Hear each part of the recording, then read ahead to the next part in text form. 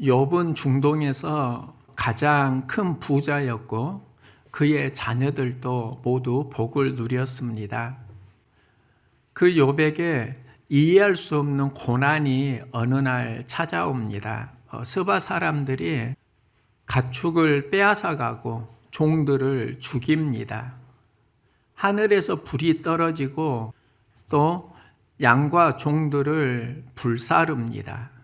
갈대아 사람들이 갑자기 나타나서 낙타를 빼앗고 종들을 죽입니다.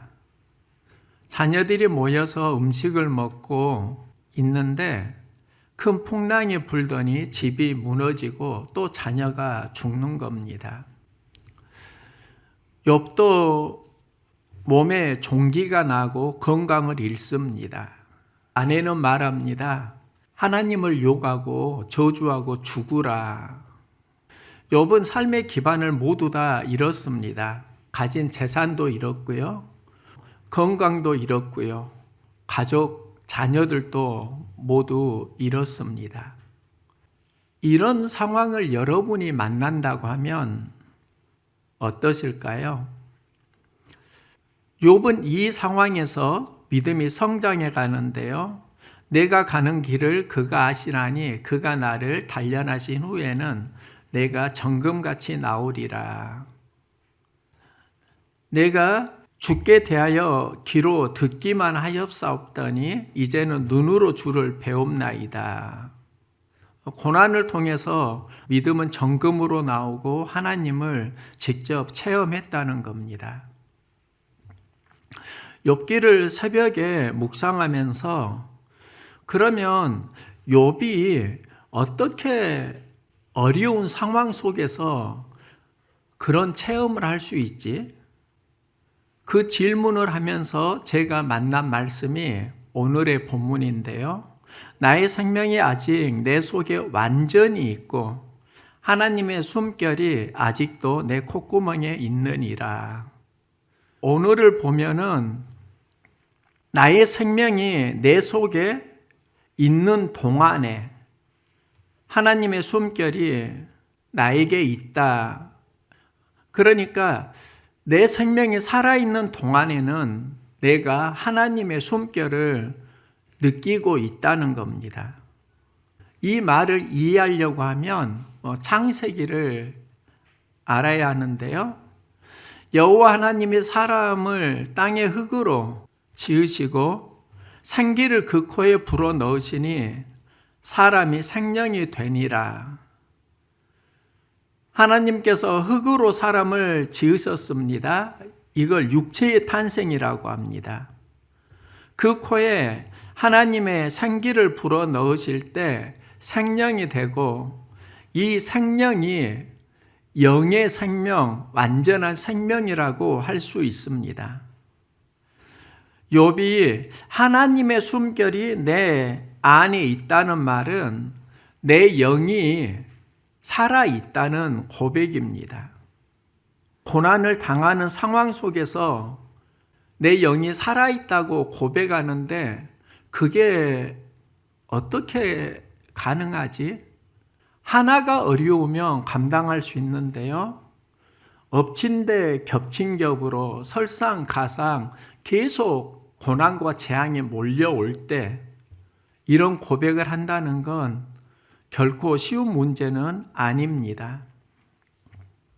많은 사람들이 어려움을 만나면 하나님 원망합니다. 욥은 하나님의 숨결이 내 안에 있다고 고백합니다. 욥이 모든 것을 잃을 때 아내가 말합니다. 당신이 그래도 당신의 온전함을 굳게 지키느냐? 하나님을 저주하고 죽으라. 하나님을 욕하고 죽으라고 합니다. 너의 상황을 보니까 하나님을 저주하고 죽는 것이 낫겠다 이 말입니다. 욥의 아내의 말은 우리가 듣고 살아가는 수많은 이야기들입니다. 이때 욥은 말하는데요. 이 모든 일에 욥이 입술로 범죄하지 아니하니라. 살면서 복도 있고 화도 있는데 어렵다고 내가 어떻게 입술로 하나님 앞에 범죄하겠느냐? 나 범죄하지 않을 거다. 하나님의 숨결이 있을 때 언어가 건강해집니다. 하나님의 숨결을 느낄 때 우리의 언어는 정결해집니다. 우리나라에서 최초로 수능 만점을 받은 사람이 오승은 양인데요. 지금은 만점을 받은 수험생이 제법 있지만 1998년 수능에서 400점 받은 게 최초의 만점입니다. 그녀가 유키즈 온더 블럭에 출연을 했는데요. 그곳에서 공부를 잘하는 비법에 대한 이야기가 오갑니다. 이때 오승은 양의 가족이 소개되는데요. 아버지는 행정고시 8회 수석 합격자이고 어머니는 중학교 교사입니다. 그래서 시청자들이 오승은 양이 공부를 잘하는 데는 아버지의 DNA가 있다, 유전이다, 이런 말을 합니다. 공부하는 머리도 유전된다는 겁니다. 오승은 양은 이런 말을 전적으로 부정하지는 않습니다. 그런데 더 중요한 거 하나를 말하는데요. 상황이나 핑계를 대지 않고 스스로 하겠다는 마음이 중요해요. 자발적 의지가 중요하다는 겁니다. 자발적 의지를 신학 용어로 자유의지라고 할 수 있습니다. 하나님은 우리에게 자유의지를 주셨습니다. 스스로 선택하면서 우리는 살아갑니다. 그러면 우리가 선택하면서 살아갈 때 무엇을 잘 선택해야 하는가? 언어를 잘 선택할 수 있기를 소망합니다. 자발적 의지가 없으면 만나는 사건마다 이유와 핑계가 많아집니다. 이유와 핑계가 많아지면 에너지는 약해집니다. 자발적 의지가 있으면 만나는 사건에서 문제를 직면하는 힘을 키웁니다. 여기서 삶의 근육이 자라납니다. 문제를 직면하는 힘을 키우는 사람에게 나타나는 공통적인 특징이 있는데 바로 그의 언어가 건강하다는 겁니다. 세계사를 보면 이순신 장군을 가장 영향력 있는 리더 중에 한 명으로 지금 재조명되고 있습니다. 임진왜란 때 이순신이 없었다고 하면 우리나라는 일본에 점령을 당했을 것입니다. 이순신 장군은 모든 싸움에서 다 승리합니다. 해군이 한 번 일본에 대피할 때가 있는데 그때는 이순신이 모함으로 관직 박탈을 당하고 온균이 대신 있을 때였습니다. 온균은 100여 척의 배로 왜군과 싸우다가 대패를 당하고 이때 남은 배는 12척이 전부입니다. 선조는 이순신을 다시 복직시키고 수군이 약하니까 바다를 포기하고 육지에서 육군을 도우라고 말을 합니다. 이때 이순신이 했던 말이 있습니다. 신에게는 아직도 12척의 배가 남아 있사옵나이다. 죽을 힘을 다해서 싸운다면 능히 싸워 이길 수 있사옵나이다. 온균은 자신이 패했던 이유를 이렇게 말했습니다. 적이 너무 많았다. 우리 수군은 도저히 감당할 수 없었다. 100척으로 싸울 때 온균은 그렇게 말했는데 이순신은 12척의 배가 있을 때 이길 수 있다는 말을 합니다. 이길 수 있는 전략이 무엇일까? 제가 명량해전을 보면서 가장 감동받은 대사인데요. 이순신이 아들과 대화를 할 때 이런 말을 합니다. 수군은 약하고 왜군이 강하니까 아들도 걱정이 되는 거지요. 지금 상황이 전쟁에서 이길 수 있는 상황이 아닌데 아버지 어떻게 하시렵니까? 그때 이순신이 이런 말을 합니다. 두려워 떨고 있는 것은 적군도 악군도 마찬가지이다. 다만 그 두려움을 용기로 바꿀 수만 있다면, 이런 말을 합니다. 그 뒤에 나오는 대사가 내가 죽어야겠지. 이순신 장군의 말에는 이길 수 있는 전략이 있습니다. 두려움을 용기로 바꿀 수 있다면, 그러면 이길 수 있다는 것이고, 그 두려움을 용기로 바꾸는 과정에 나의 죽음이 필요하다고 하면 나는 죽겠다는 겁니다. 그리고 12척의 배로 130여 척의 왜군 배와 싸워서 승리합니다. 이건 아주 특별한 경우입니다. 분명한 건 우리의 영은 언어의 영향을 받는다는 겁니다. 우리가 어떤 언어를 사용하고 있습니까? 삶을 바꾸려고 하면 자기 언어를 들어야 합니다. 문제 중심의 언어가 비전 중심으로 전환되어야 합니다. 불평과 원망의 언어는 감사 언어로 자꾸 전환해 가야 합니다. 환경이 우리를 걱정과 두려움으로 짓누른다고 하면 그 기운을 벗어나고 어떻게든지 용기 마음을 얻어야 합니다. 다윗이 이스라엘의 위대한 왕인데요. 그가 이스라엘의 위대한 왕으로 성장하기 이전에 준비되는 과정이 시글락 성이라고 할 수 있습니다. 사울에게 쫓기고 블레셋으로 망명을 하게 되고 아기스 왕에게 시글락 성에서 살도록 허락을 받습니다. 다윗과 그의 병사들이 전쟁이 있을 때 시글락 성을 비우게 되는데, 그때 아말렉 군인들이 시글락 성을 점령하고 불사르고 포로로 다 잡아갑니다. 다윗과 그의 병사들이 시글락 성에 돌아왔을 때 성은 불타고요. 자기 가족들은 모두 다 잡혀가고, 이 상황에서 그들은 슬퍼하면서 다윗을 원망하고 돌로 쳐서 죽이려고 합니다. 이 상황을 성경은 이렇게 기록합니다.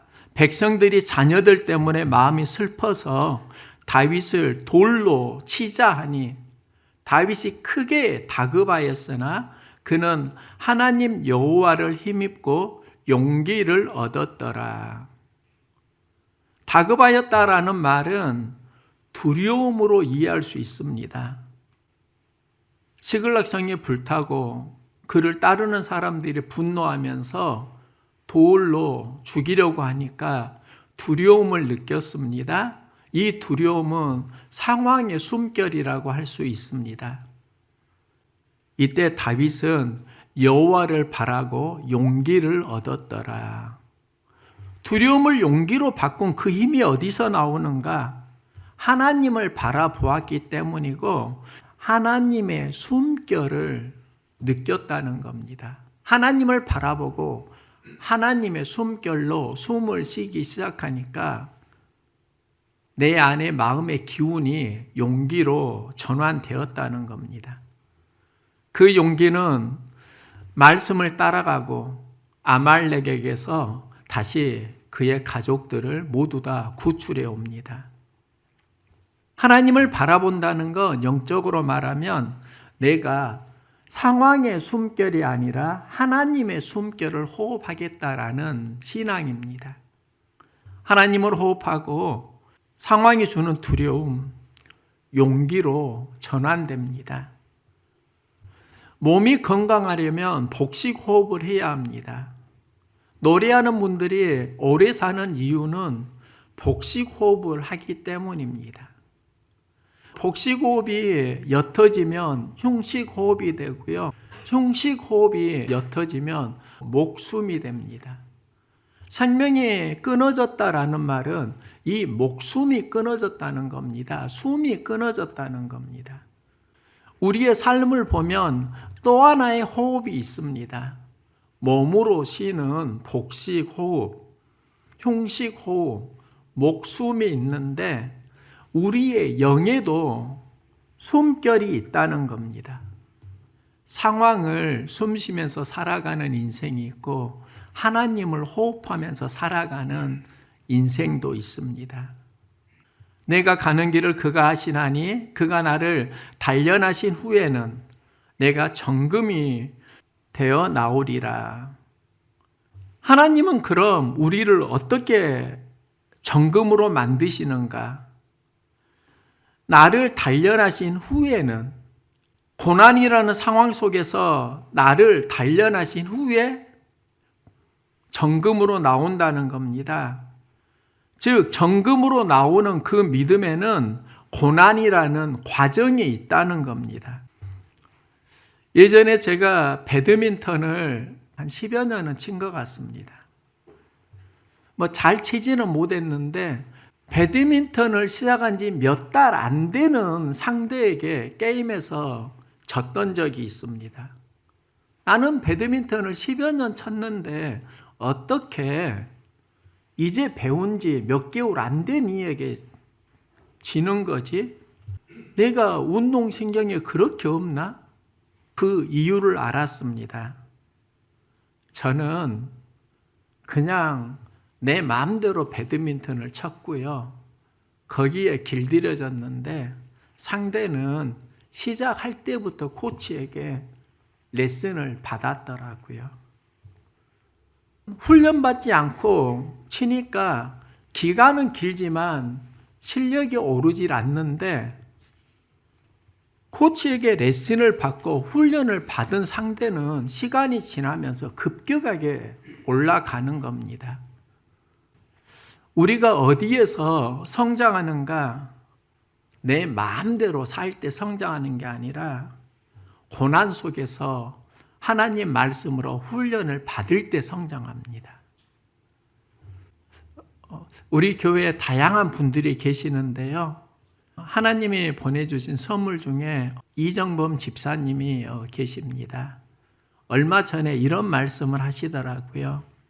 그동안 믿음의 씨앗은 있지만 믿음 없이 살아왔어요. 이제는 믿음의 열매를 맺고 싶어져요.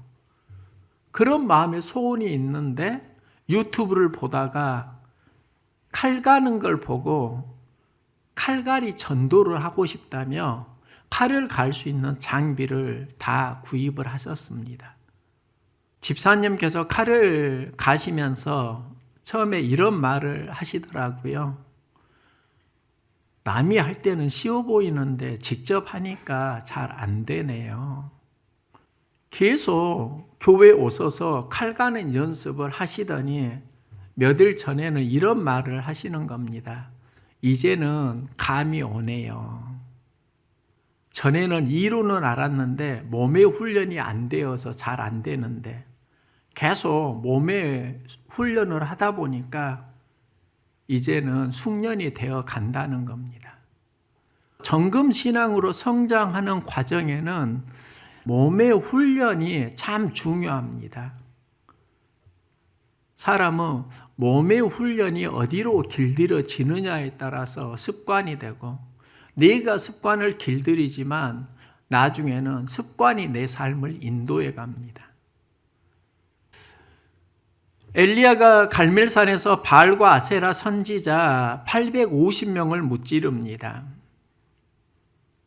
혼자 850명의 우상 숭배자를 무찌른다고 하면 엄청난 믿음의 용사입니다. 그때 이세벨이 엘리야에게 하는 말이 있는데요. 내일 이맘때에는 반드시 내 생명을 저 사람들 중 한 사람의 생명과 같게 하리라. 내가 죽인 850명의 그 선지자처럼 내가 반드시 너를 죽이겠다고 사신을 보내고 통보합니다.